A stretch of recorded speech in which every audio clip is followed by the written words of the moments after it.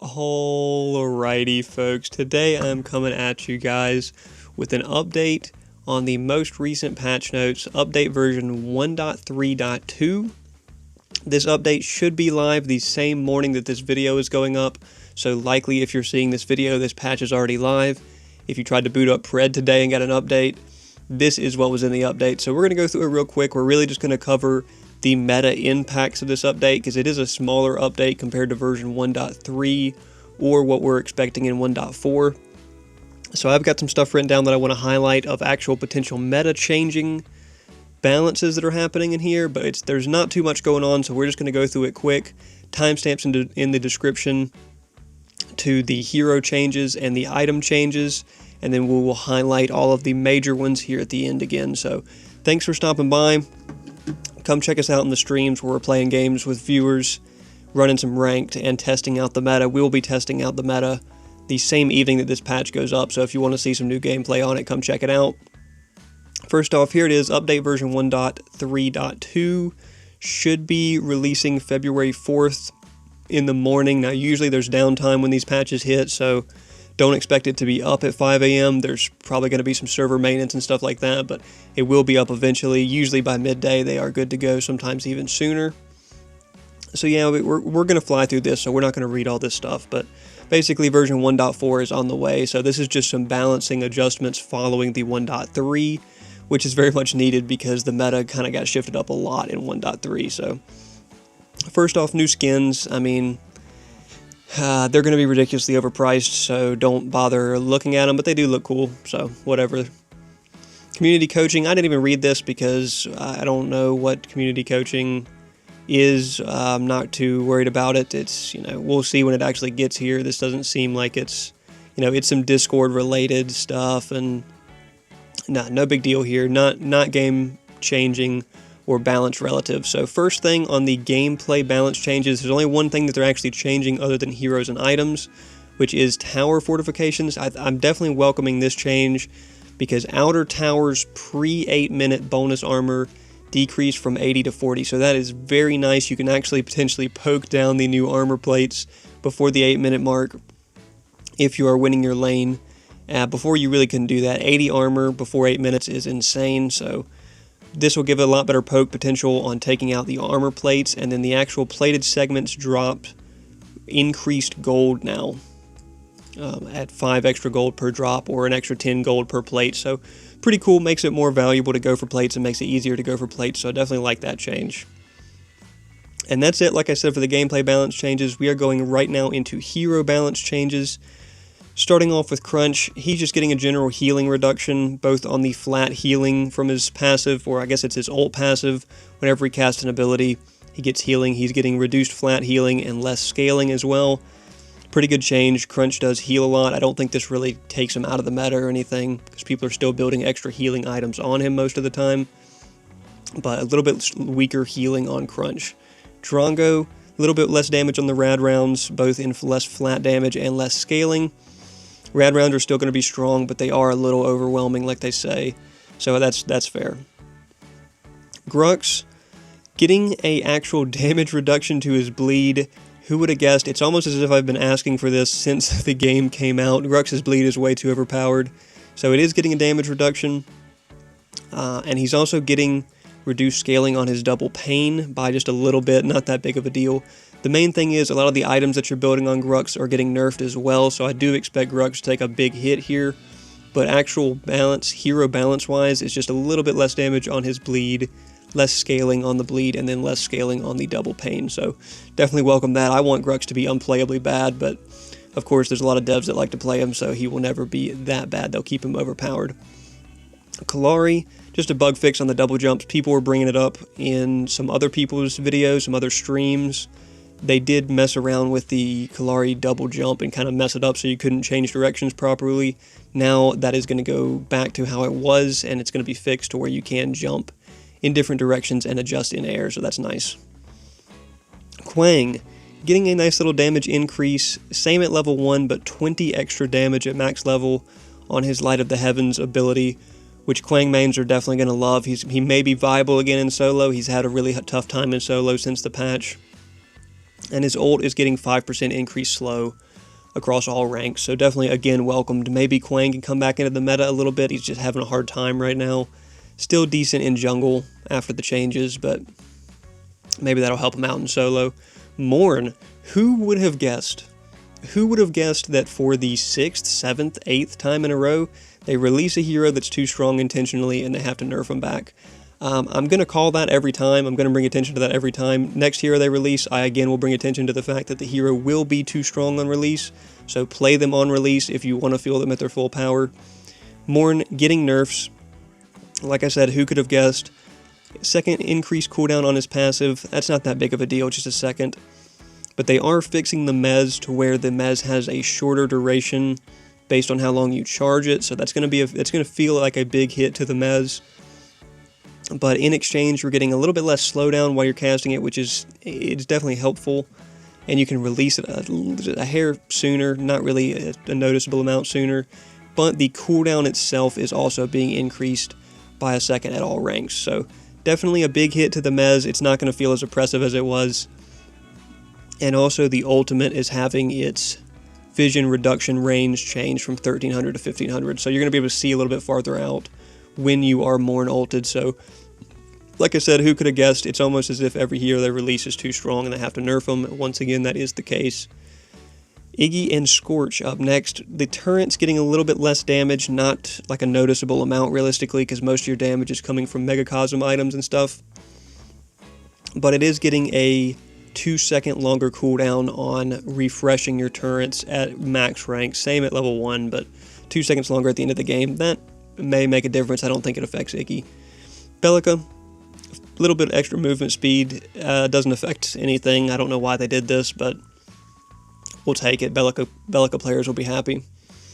Murdoch. Now, Murdoch has been strong for a while. They are doing a lot of changes to him here, just kind of generally reducing his scaling and potential into the late game, with his passive not being on as short of a cooldown, but it kind of catches back up with the scaling on it actually increasing. So you're not going to have that poke as often in the early game, which is good. The static trap and the buckshot, his mine and his shotgun, both receiving reduced power scaling. Not by an insane amount, 20% on the mine and 10% on the buckshot. Probably was due. What makes Murdoch good is not the damage numbers that these do, it is the general utility that he has, so I don't expect this to really take him out of the meta or anything. Still going to be a top tier carry. Richter, they're doing some adjustments to make him better in the mid to late game and make him like more viable as a solo laner or a jungler, which I like. It's going to give him more potential to help your team out late game and mid game, so a little bit more armor growth, not enough to matter. This is like equivalent to 3 or 4 extra physical armor late game, so not a big deal. A little bit of attack speed growth, though, is interesting. He will have slightly faster autos in the late game now, so that's an interesting choice there. We'll see how that pans out. You probably won't even notice it realistically. What you will notice, though, is his passive changing from a 10-second flat cooldown to a 10, 8, and 6-second cooldown at the respective level ups. So later game, he's going to be able to get that passive shield up more, which is good because right now it seems like you never see that shield except for the very first time into the engagement. So 10 seconds is a bit long. 6 seconds, we'll see how that feels. It might be balanced. And then the Electrocute receiving increased damage and scaling. This is a decent amount of increased damage, 20 extra damage at max rank with an extra 1% health scaling and 10% magical power scaling. This could be interesting. Electrocute's definitely going to hit hard, potentially. We'll see how this does. I think this is one of the bigger shifts around of the hero changes, so we'll see how that looks. I think Richter, it can't make him worse. All these are buffs, essentially, so. Shinbi. This is an interesting one because I think Shinbi is kind of in a rough spot, but her dash is getting 5% extra scaling, which isn't really the big deal here. The big deal is her ultimate. It's getting an extra 5 flat damage across the board per wolf stack, and an extra 2% magical power scaling per stack. So that doesn't sound like a lot, but it's per stack. So if she's got a bunch of stacks on you, this could easily mean 150 plus 200-ish extra damage on her ult late game, which is a pretty big buff to Shinbi's ult. So We'll see if that becomes more threatening if people play around her ult a little bit more, or if she's able to delete more people with her ult. So I like this change, but at the same time, I'm not a fan of Shinbi, so I probably won't be getting a very good use of it. Skylar up next gets a general damage nerf as well as an AoE nerf. So the grenade gets a little bit less scaling, or significantly less physical scaling, 90 to 75, and a little bit less magical, only 50 to 45. So slight decrease there, but gets a smaller radius by 10%. Her hypercharge, which is the beam, on hit modifier decreased from 12% to 10%. So this is going to affect how much damage your on-hit proccing items like Sky Splitter, Prophecy do with her beam active. So this may be a slightly noticeable. I mean, in theory, it's 20% less proc damage, but I don't know if you're really relying on proc damage that much on Skylar. Mainly, it's like your other items like Plasma Blade and stuff that are giving you the damage. So that's not too bad. And then the ult is getting 11% decreased radius, which I can welcome because the ult was extremely easy to hit. It has a huge splash radius right now, so we will take that decreased splash radius on the ult. Terra, who would have guessed if you nerf a hero 8 patches in a row, nobody plays her anymore? So they realized that and said, wow, Terra's terrible. Why did we nerf her so many times? And they're basically reverting some of the nerfs in kind of a little bit of a different form, giving her some damage back on her empowered 3rd hit on the Ruthless Assault. Not a ton of damage, 10 damage across all ranks here, plus extra scaling, so it'll do something at least. She doesn't really have good damage potential, so maybe that'll give her some. The Throwing Axe is getting a shorter cooldown for a more mana cost. This is still an ability that you're leveling once, and you're probably not leveling again until your other ones are maxed, so I don't expect this to be a huge deal. Still a long cooldown at level 1 at 10 seconds, but hey, 2 seconds off the cooldown at level 1. We will definitely take that for the early to mid-game pressure. And Wild Rush, shield getting increased, not at rank 1, but by a significant amount by max rank. Still not going to be as big of a shield as she used to have when it had crazy scaling, but this will be, at least give her some survivability to the mid to late game, because, like I said, how many times do they got to nerf her in a row before people stop playing her? Turns out it's about 8. And then they've got to revert those nerfs because it was ridiculous for them to do all those nerfs in the first place. She is currently probably the worst hero in the game, in my opinion. So hopefully this at least takes her out of that status. Next up is the Fae. They say that they don't like the Fae having strong auto attacks in combination with her Harvest Nettle pokes, which I don't really get the deal with that. But either way, they're reducing her physical power at level 1 by 3, so yippee, her autos do 2 less damage. I mean, what is the big deal with that? The main thing here is she is strong. She does combo abilities well, so both her Brambles Patch and her Untamed Growth, keeping the same damage at level 1, but receiving a 20 damage nerf at max rank on both of them. If you're landing both of them on somebody, that's 40 less damage that you deal, so that is kind of significant, but I think most of her damage is probably coming from Harvest Nettles, like they say, so that's not that big of a deal. We'll see. I don't like that because I like playing Fae, but she is really strong right now, so I understand it. And then the ultimate, they are adding 10 seconds to the cooldown across all ranks. That's probably welcomed. It seems like she does get the ultimate up very fast, especially if you're building Astral Catalyst or something and you're getting a lot of refresh on that. So a little bit weaker Fae damage and longer cooldown, so we'll see how that feels. Yin getting a series of nerfs kind of across the board to her auto attacks, getting a little bit increased physical armor at level 1, yippee, 1 armor, who cares. Base regen, again, who cares. Basic attack speed, slightly slower. I don't think it's going to make that big of a difference, but slightly slower, probably an unnoticeable amount slower at rank 1. That could carry on through the rest of the game and maybe slow you down a little bit. Lash Kick getting a longer cooldown, same cooldown at level 1, but a 1 second longer cooldown at max rank. That's fine, that's not that big of a hit to her. The Windburn hit, though, is kind of unfortunate. Max health damage decreased by 0.5% at all ranks, so a little bit less free Sky Splitter damage there. A lower minion or monster damage cap, so she can't burn objectives and camps quite as fast, but still is going to burn them really fast late game if she's got items on. And then a little bit less healing throughout all ranks here, so I think you're still the same at level 1 on the healing, so I don't think it's that big of a deal. She definitely needs to be adjusted down. Also, her backlash gets reduced scaling, but who cares that you're not using it for damage? You're using it for reflex, so definitely expect Yin to be a little bit weaker, but more likely just kind of coming into balance with some of the other auto attackers. She's always going to be in a unique spot because of her range extension, but we'll see how that feels in game. And finally, for hero changes, we've got Zarus. Zarus getting a little bit more mana growth, which I think was an odd choice. But another odd choice is the increased damage on his spear.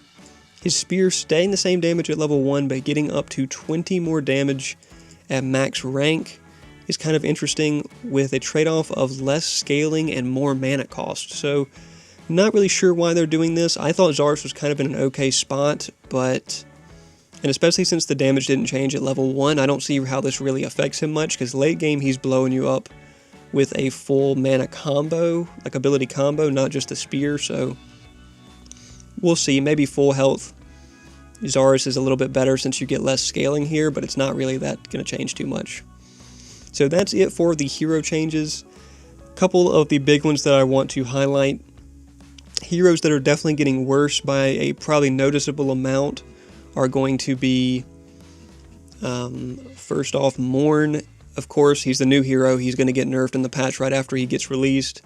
Kind of just general hit to him. The big thing is the longer cooldown on both his passive and his mez being weaker overall. I don't know if the ult visibility change is too impactful, but mez was what made Morn good, and that's what's getting nerfed. So we'll see if he's still as strong after this patch, but he's going to be slightly weaker for sure. And I think the other big one is actually Grux, because you guys know how I feel about Grux players. They're really reliant on being able to play from ahead and being oppressive with the bleed damage, so the bleed damage taking a hit is going to make Grux worse for sure. The double pane scaling reduction is not that big, it's only 5%, so I don't expect that to cause too big of a problem. But these nerfs, in conjunction with the fact that a lot of the items that Grux is building right now are getting nerfed, I think is going to definitely take Grux down. Fingers crossed it takes Grux completely out of the meta and nobody plays him, but let's be honest, that'll never happen. So those are the big hits that we're seeing. Some heroes that I think are getting better significantly are going to be Richter, who is getting a nice change to better scaling. His passive is going to be more impactful, and his electrocute already feels like it hits pretty hard most of the time, so now it's going to hit a little bit harder. So we will see how those feel. I think he's definitely going to be viable in solo lane and jungle more, which was their goal, so we'll see how that goes.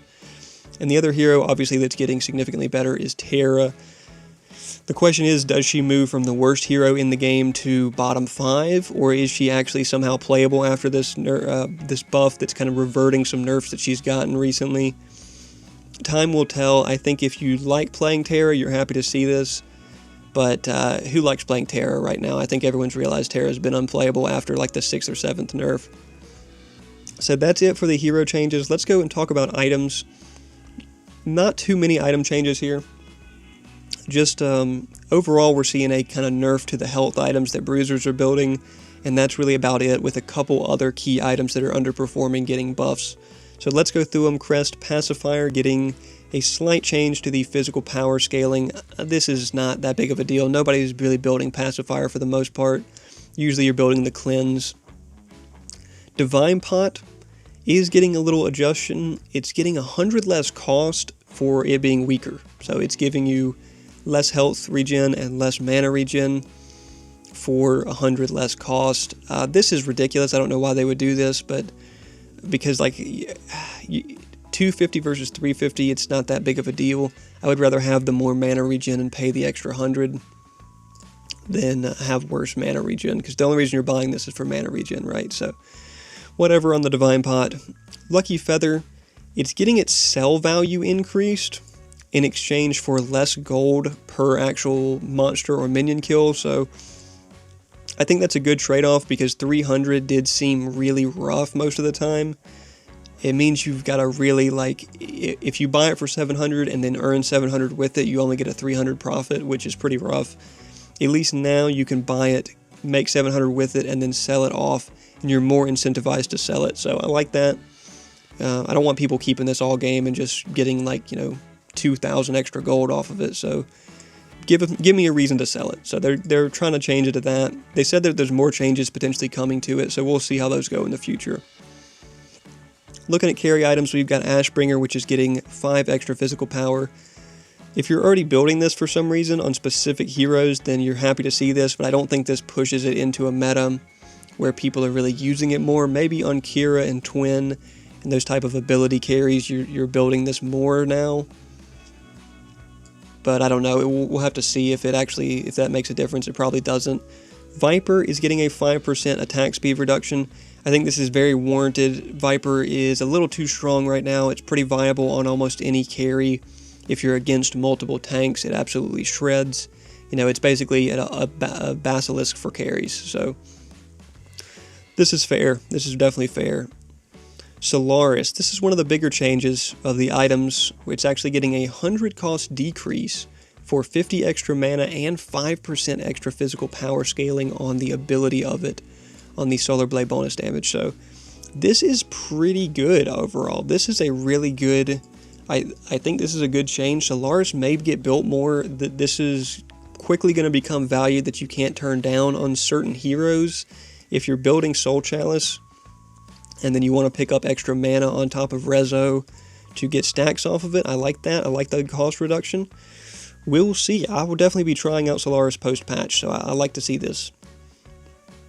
Psionic Echo is the next one here, which is getting a 100 cost reduction. This is great because it means you can get it online sooner if you're building it in the jungle. Definitely going to be building this on Kallari the majority of the time. A lot of junglers right now, Feng Mao, Kallari, Zarus, all can do really well with Psionic Echo. I even like building it on Twin Blast and certain carries just for fun, but it's really not that good on them. So we'll see. 2,900 I think is a really fair price for it. It does offer a lot, so it's a potential good first item maybe now on certain junglers if you're not stacking Malady or some other stacking items. So we'll see. We'll definitely try some first item Psionic Echo now with it costing less. So that's it for the carry and assassin items. Looking at the fighter items, the bruiser items generally, as you'll see, are all getting health reductions. So I think they want to take that health power combo down on the bruiser meta. So Og getting a 25 reduction, that's one of the lower ones. A lot of them are getting a 50 damage reduction or 50 health reduction like Basilisk. Earthshaker getting a 50 health reduction as well as trading 5% attack speed for 5 more power. That's okay. In combination with the Rapture nerfs that you'll see in a second, I think the Rapture Earthshaker 2-item combo definitely gets a lot worse here. So we'll see. I think Earthshaker is still good because of the power and because of its passive, of course. So Earthshaker is still going to be a pretty good item.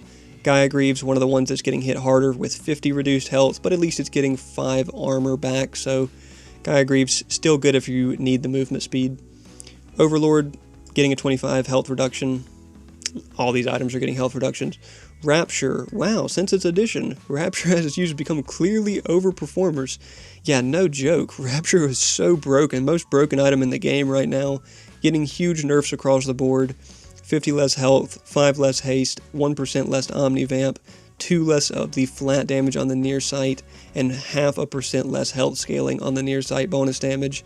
This probably brings it in line to where it should have been.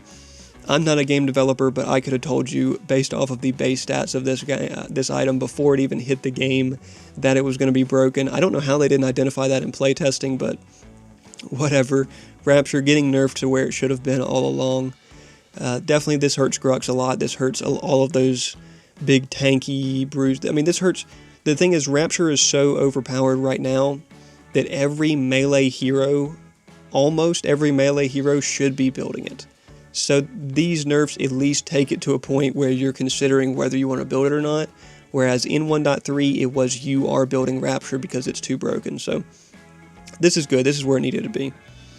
Tainted Blade, one of the ones that's getting hit harder for 50 health reduction. Tyranny only getting a 25 health reduction. So you can see the theme here. Health reductions across the bruiser items. Rapture getting hit hard. And Earthshaker trading some attack speed for power. So I think this definitely fixes some of the overpowered bruisers in the meta right now without hurting them too bad.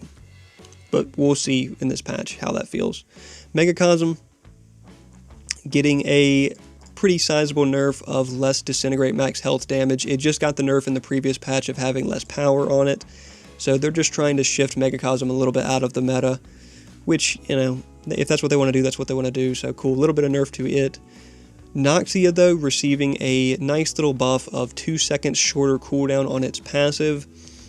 This is definitely going to make it an attracting option to replace your Megacosm or to build alongside Megacosm to take out tanks quicker. So I like that. Getting consistent Noxia procs is going to be able to burn down tanks just as fast as you could before with the overpowered Megacosm. Time Warp, getting 50 gold cut off of it, yippee. Build Time Warp if you like Time Warp. Quantum Core, not many people were building this. You know, we saw in the previews, oh look, it's a new Blink item, it's a new Blink item, how cool.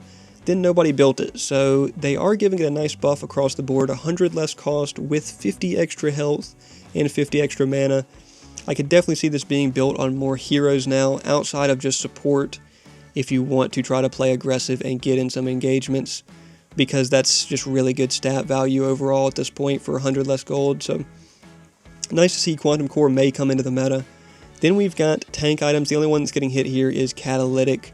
Catalytic has been very strong, very high value item. They're nerfing it across the board to kind of see where that moves it.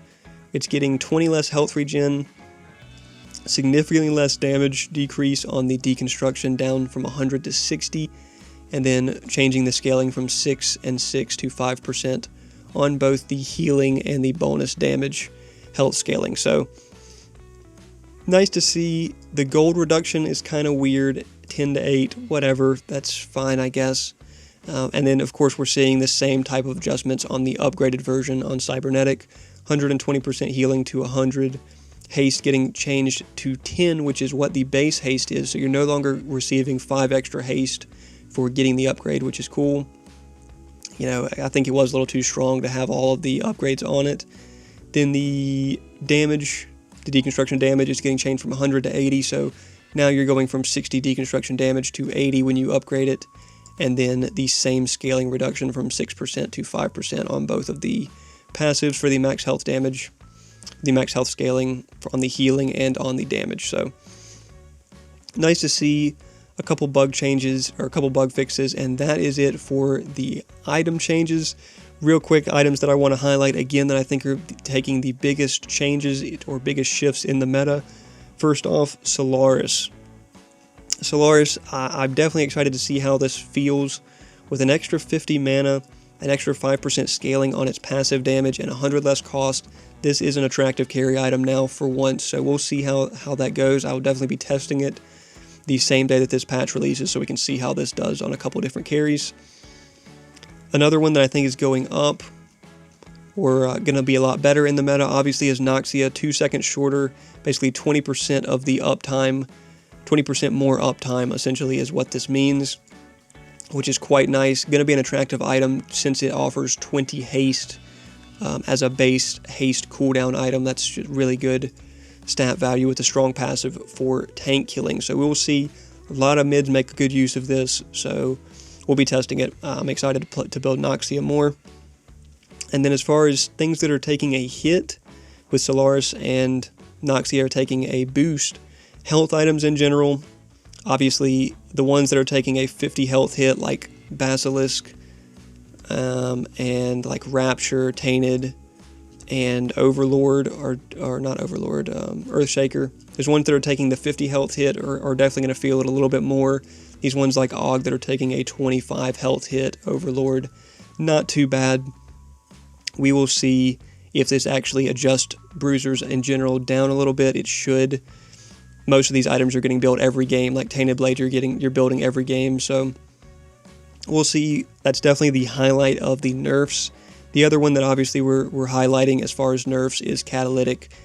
Not going to be a no-brainer must-build item anymore, I don't think, in solo lane. Like, if you're against a magical solo laner, it probably still is one of your better choices because it lets you scale for the late game and keep up with gold and clear minions fast and stuff like that, but just not quite as overtuned as it was with the crazy health regen and nice scaling and big damage for hitting your opponent minions while they're standing near them. So those are the big hits, health items and Catalytic. Looking at the bug fixes, it's, you know, some general stuff, tutorial menu, music, Beguile, would always mez the full duration. So like I said, mez is going to feel a lot worse now. Just some general stuff, fixing Kalari's double jump and stuff like that. Stuff that people have been asking for, which is nice.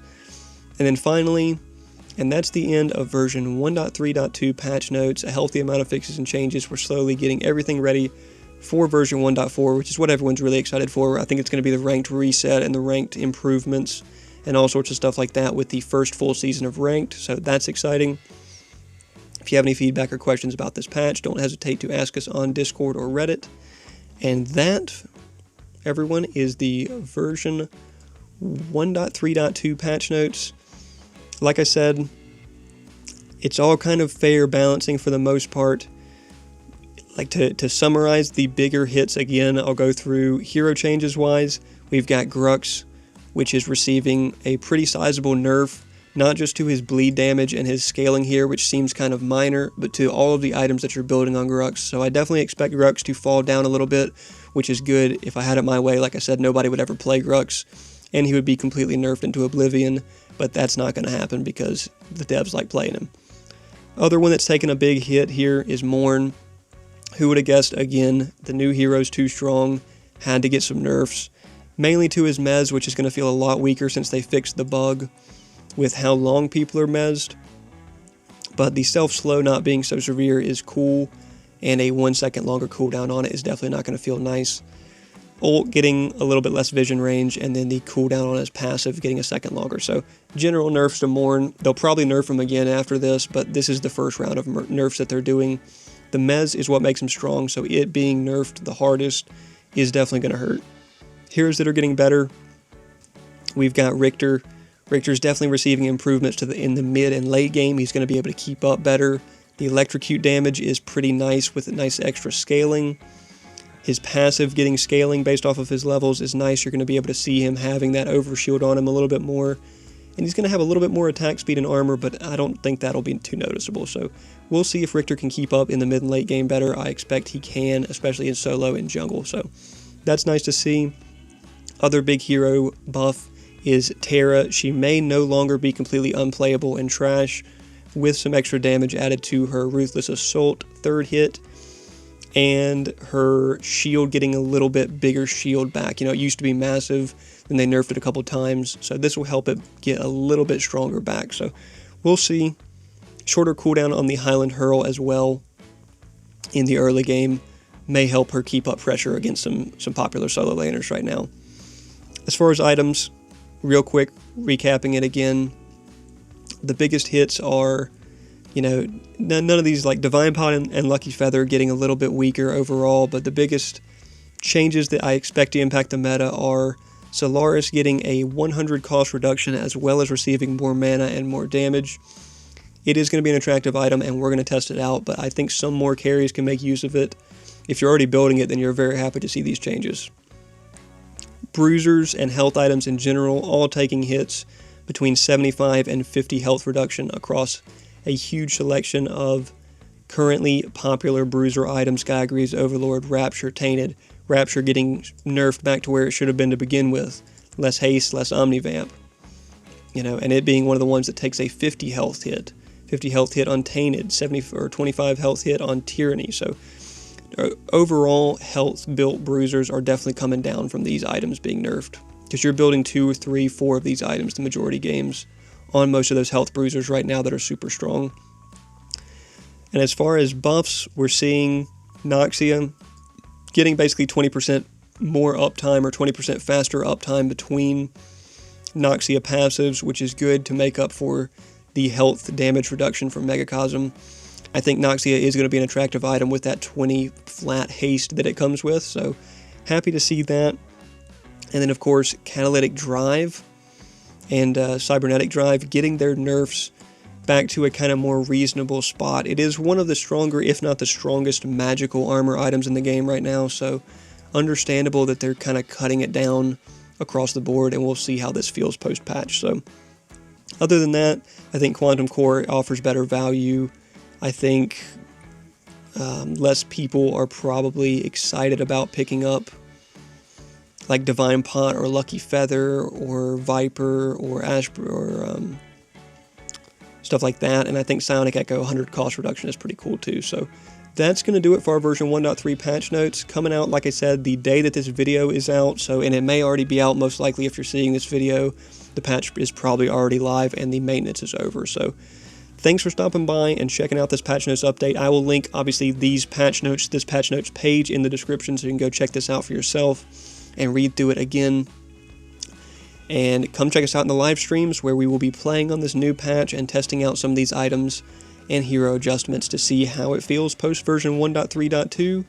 Thanks for stopping by, and we will catch y'all in the next one.